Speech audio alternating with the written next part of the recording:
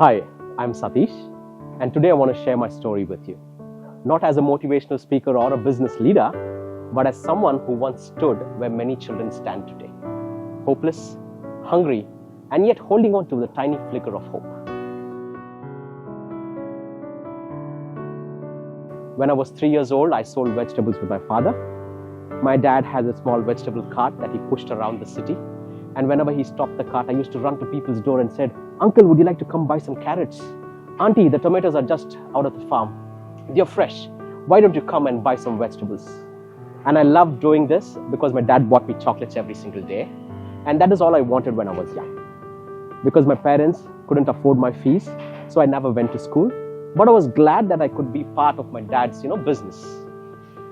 But my dad was loving, he was caring, and every single day I remember, we shared lunch under a tree. But the same dad who was loving throughout the day changed in the evenings. Every evening after the sales were over, he used to stop the cart at a bar and he went inside and he spent all the money he had earned for that day on drinking. As a little kid, I didn't know what was happening because when he came out, he was totally a different man. His eyes were red, he was rude to me, he was no longer the father that I knew throughout the day. When we went back home, the situation changed even for worse because my dad abused my mom. He verbally assaulted her and sometimes hit her with wooden sticks and rods. As a little kid, I saw my mom getting beaten up every single day and she never used to cry for help. I have one older brother and two older sisters, and we remember most of the nights we went to bed with empty stomach. I wish I had more food when I was young. I would have been fat by now. But no, life was difficult, it was challenging, yet every night when we went to bed, we prayed to our God that our situation would change one day, that my father would be a better man tomorrow. But that tiny little hope that we held on to didn't do much because the next day it was just the same. We got out, we sold vegetables, he got drunk, he abused my mom. There was a little organization close to my house that saw me doing this every day, and they approached my mom and told that Satish needs to be in school. Why is he selling vegetables? So that is when my mom could say that we had no money to put me into a formal school. So they took me in free of cost and they gave me education.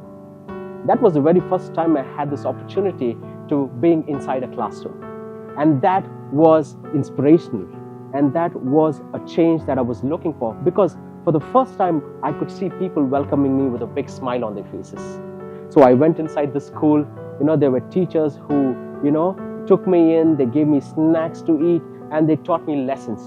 And I had a wonderful time playing with a lot of kids out there. Now I knew that, I could go to a school, sing rhymes, play with toys, and not having to work all day.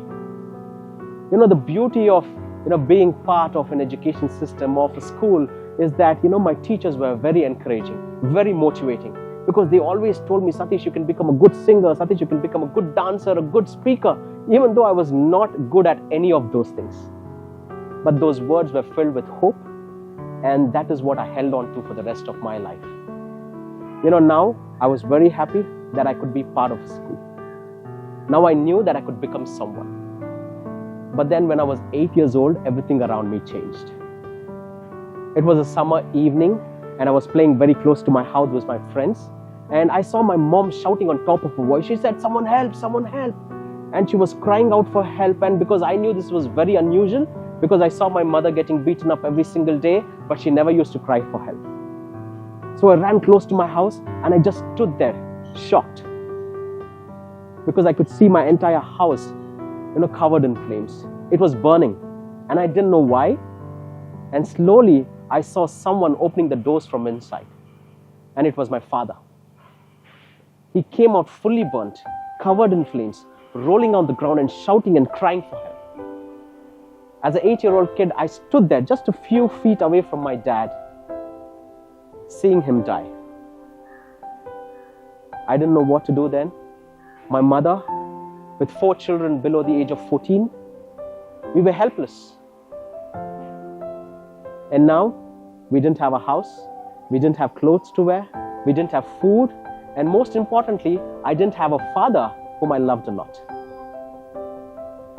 We made a very small hut next to this burnt house, and we lived there for a few months, hoping that, there would be help from somewhere. And our prayers didn't go in vain. There came another organization who stepped in, who said that they're going to help us renovate the house.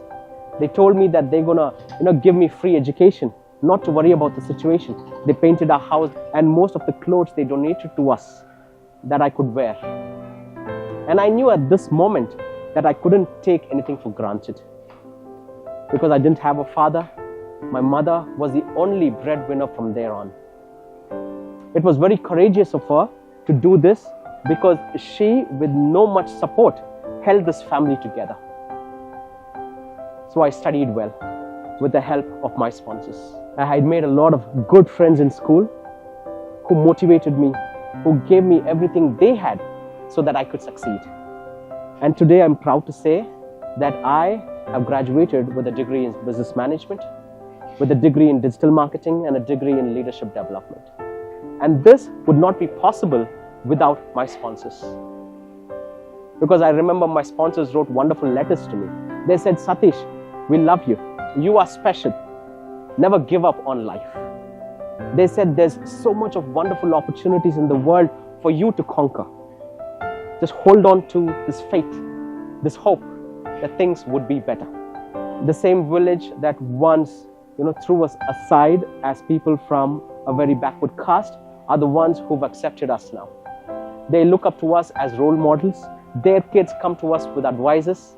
And it's just a tremendous turnover of how my childhood has turned to become a one success story for my village. Today, I'm a husband, a father, and someone who's had everything that I could ever dream of. But I haven't forgotten where I came from. I'm not willing to run away from my past, because that is what defines me. And that is what made me who I am today. And that's why I started Happy Planet Foundation. Because I know what it means to grow up without the basics, without food, without education, and without hope. I know what it means to dream of things that most people take for granted. A new set of clothes, 3 meals a day, or even a trip to McDonald's. At Happy Planet Foundation, we want to give every child their first experiences, their first day at school, their first meal of the day, and their first opportunity to dream of a better future. Because every child deserves to dream. Every child deserves hope. And I can't do this alone. I need you guys. For just ₹1,000 a month, you can rewrite a child's story. Just imagine a child who's never known the joy of a full meal, the excitement of wearing a school uniform, or the safety of a classroom. That child was once me.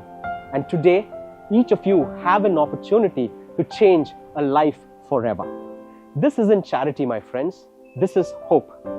Hope that turns hunger into strength, fear into courage, and despair into dreams. I'm not asking you to save the world, my friends. I'm asking you to save one child, like someone who saved me. It only takes 60 seconds for you to sign up to sponsor a child, because every child deserves a good start. Every child deserves hope. Every child deserves to dream. You and I have the power to change their stories forever. Will you sponsor a child with me today?